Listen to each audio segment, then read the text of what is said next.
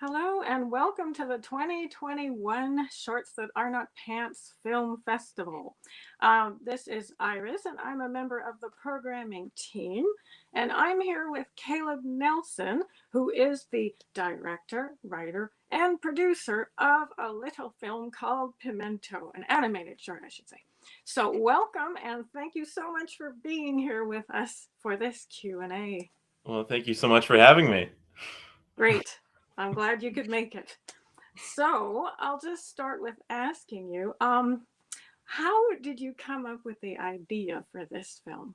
So, Pimento was created at first a few years ago as part of like a series development class at DePaul University. It was the first of its kind. We had never done this kind of class before, but it was an idea to, make a film, like a series idea within that class.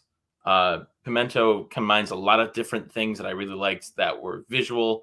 A few things of just kind of how the tone and visual style and how things would sound, things like that, all mixed together with a few ideas I kind of had loose. And then the film itself is kind of an attempt to make a pilot, I guess, of that series that I had developed earlier. Oh, so this is like a first in a series? You So know, that I mean, ideally, yes, it would be. I mean, oh, I think it works fine enough as a standalone, which is why I'm, submitting it as like a standalone thing. But initially it was kind of meant as some sort of pilot, like an introduction to a handful of the characters in the world and things like that. so they wanted it, like your project wanted it to be one of many. Like they wanted it to be the start of many. So did they intend to see the rest or no? I mean, I have a few little scraps of audio dialogue things that the actors recorded for me. That I have the intentions to make a few more smaller things if I can bring people back and find the time to do a little bit more That stuff should like be that. good. Yeah, I mean, if you can figure out more storylines for that, and one day we see it on TV or whatever, that would be really great. Yeah. Yeah, it is okay. So what was your animation program there like at DePaul University? Well, we have a lot of I can't speak for a lot of other schools because I don't know what's at other schools, but at least it seems pretty unique that DePaul teaches TV paint. That's used in a lot of pretty big films. It's like hand drawn digital stuff. It's not about moving shapes around it. You actually have to sit and draw onto the screen and things like that. It's pretty involved. It's got some weird technical twists and it's a little bit confusing to learn at first, but and it was really nice working in labs with a bunch of different monitors and all these programs and things that you can use. But Pimento was started during the pandemic, Yeah. so I had to work on most of it from home, in my apartment with two roommates who were also in the animation program. So Oh, it was a little bit different, not exactly as intended, but I think things turned out pretty well given the circumstances. yeah, it did. So you're saying you draw not on paper or cells, but on like an iPad or something like that, like a Yeah, oh, yeah, like and yeah. yeah. So I mean, what I'm calling from right now is my workstation. The pen that's attached to the side of my monitor is what I use to make pretty much most of the film. That's Uh, which is it's nice because I can carry all of my work anywhere, but it's also a little bit unfortunate because then I was, you know, during the creation of the film, I would wake up and then walk, 3 feet away to my desk and then work and then go back to bed 3 feet away from my desk where I work. no break. Yeah, it was pretty exhausting. There were a lot of long nights. Yeah, but it did turn out well. So you have that with you. And had you entered into many film festivals? Just about as many as I could afford. I mean, I definitely saved a lot of money having to kind of get groceries rather than eating out or seeing friends downtown in Chicago. So Mhm. I kind of used all of that money that I had saved and put that all towards submitting to as many festivals as I possibly could. That's a good I con. you know a few small wins here or there. I'm really just trying to get it seen by as many people as I possibly can.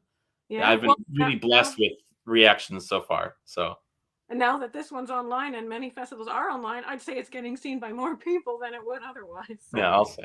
that's pretty good. Okay. So how long was the program? I mean, I spent 4 years, in the program, kind of learning the ropes of animation.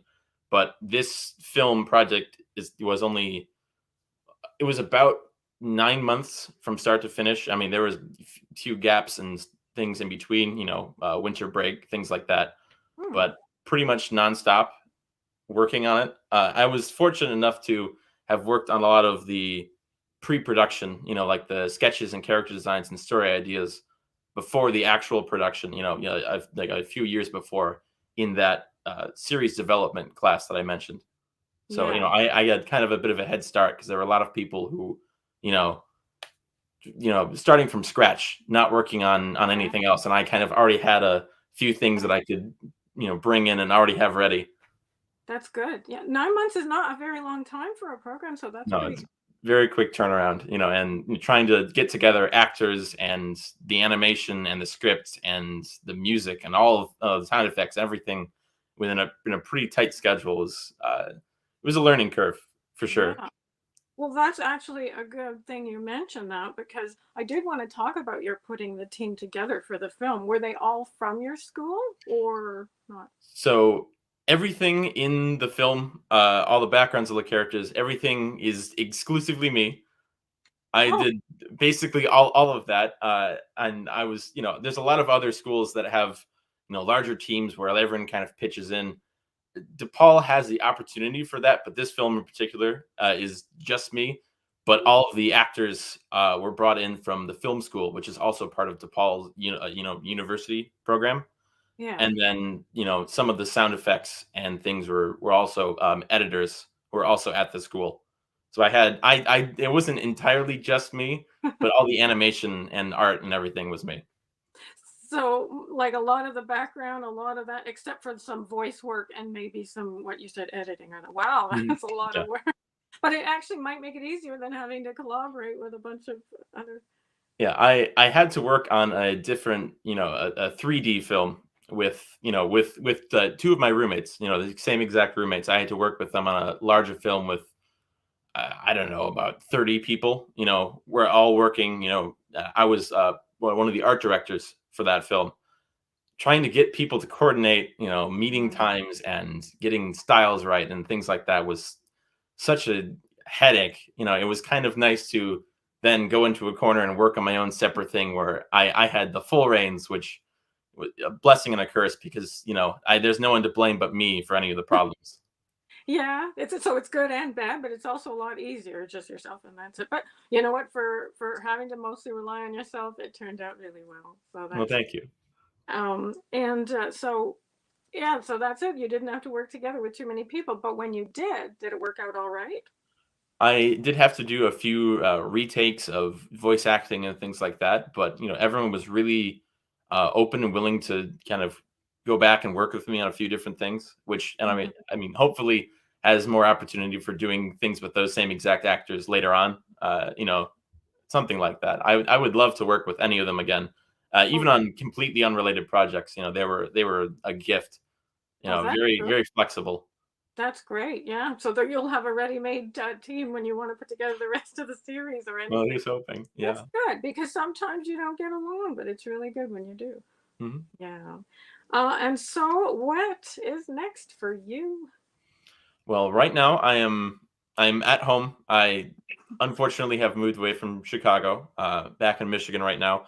I would love to go back if the opportunity presents itself, or just about anywhere else. I'm doing freelance right now, just taking a few smaller jobs, looking for work in bigger studios. Really, just any opportunities that would present themselves to me, I'll take at this point.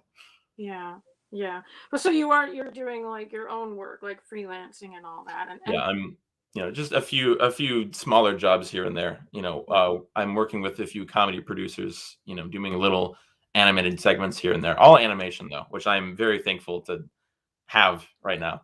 That's good. So not specifically any films you're working on yet, but you will in the future likely. So Yes, I would love to work on more films. I love the film process, and I kind of like the idea of working with series, which is why I'm so enthusiastic about Pimento because it's like working on a bunch of little smaller bite-sized films. I guess the that episodic structure just really Hmm. appeals to me.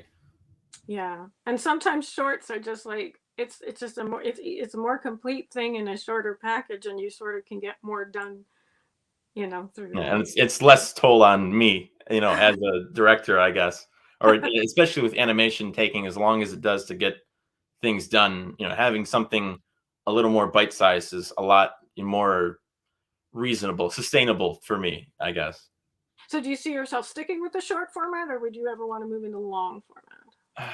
Mm. with It would.